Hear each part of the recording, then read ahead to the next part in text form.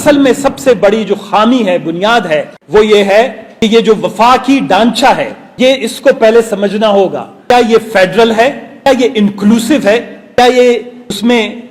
کثیرتی یا وہ کیا کہتے ہیں پلورلسٹک انکلوسیو جو اس کے وہ کیا کہتے ہیں انگریڈینٹس شامل ہیں، یا یہ خالصتاً ایک میجورٹیرین امپیریلسٹ اسٹیٹ بن چکا ہے جہاں پر آبادی کی بنیاد پر، آبادی کی اکثریت کے بنیاد پر پارلیمنٹ کی تشکیل ہوتی ہے، آبادی کی بنیاد پر وسائل کی نیشنل فائنانس کمیشن اور دیگر وسائل کی تقسیم ہوتی ہے، ملازمتوں کی تقسیم ہوتی ہے، وفاقی کابینہ میں نمائندگی کی تفویض آبادی کی بنیاد پر ہوتی ہے، داخلی اور خارجی پالیسیاں وہ اکثریت کی بنیاد پر بنائی جاتی ہیں۔ تو یہ فیڈریشن نہیں ہے، ایک وفاقی نظام نہیں ہے، یہ ایک میجورٹیرین کیا کہتے ہیں کہ مسلط کردہ ایک ہمارے اوپر ایک ڈھانچہ ہے، اور جب تک اس ڈھانچے میں بنیادی تبدیلیاں لائی نہیں جاتی۔ 1973 کا آئین اپنی اہمیت اور حیثیت کھو گیا ہے، 18ویں ترمیم تو دور کی بات ہے، ہم بار بار یہ دہرا رہے ہیں کہ 18ویں ترمیم پر عمل درآمد کیا جائے۔ اگر آپ 18ویں ترمیم کے عمل کیا کہتے ہیں کہ وقوف پذیر ہونے سے ناواقف ہیں تو میں آپ کو بتاؤں کہ اس کو بھی 18ویں ترمیم کو اس نہج تک لانے میں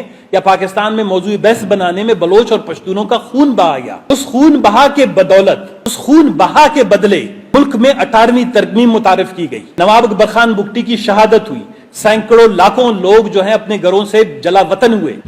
بے گھر ہوئے، سینکڑوں کی تعداد میں سیاسی کارکن شہید کر دیے گئے، ماورائے آئین اور ماورائے قانون قتل کر دیے گئے، اس کے بعد لاپتہ کر دیے گئے۔ تو یہ خون بہا میں اس ملک کے اندر 2006 کے بعد 2005 اور 6 کی جو کمیٹیاں بنی وہ تسلسل کے ساتھ وہ 18ویں ترمیم پہ جو ہے وہ منتج ہوا۔ جو کنکرنٹ لسٹ 1973 میں جب آئین بن رہا تھا، بلوچستان کے 5 نمائند نواب خیربخش خان مری، ڈاکٹر عبدالعلی بلوچ، جینیفر موسیٰ اور 2 ہمارے اکابر، تو جب انہوں نے دستخط کرنے سے انکار کر دیا تو حفیظ پیرزادہ صاحب قومی اسمبلی کے فلور پہ آئے، انہوں نے ہاتھ جوڑ کے کہا کہ یہ جو کنکرنٹ لسٹ ہے جس میں 45 محکمے شامل ہیں، یہ 45 محکمے 10 سال کے بعد ختم کر دیے جائیں گے، یعنی وہ 18ویں ترمیم 10 سال پہلے 1973 یا 1983 میں ہی آنا تھا۔ 18ویں ترمیم کیا ہے؟ کنکرنٹ لسٹ کا خاتمہ ہے۔ قدرتی وسائل پر صوبوں کا، قومیتوں کا اختیار ہے، قدرتی وسائل کی جو ہے منصفانہ تقسیم ہے جو ابھی تک نہیں ہوئی۔ میں آپ کو چھوٹا سا کچھ تجاویز ہے، میں یہ سمجھتا ہوں کہ آل پارٹیز کانفرنس کے تحت بجائے ہم رونے دھونے کے یا یہ کرنے کے کہ ہمارے لاپتہ ماؤں بہنوں بیٹیوں کو رہا کر دو،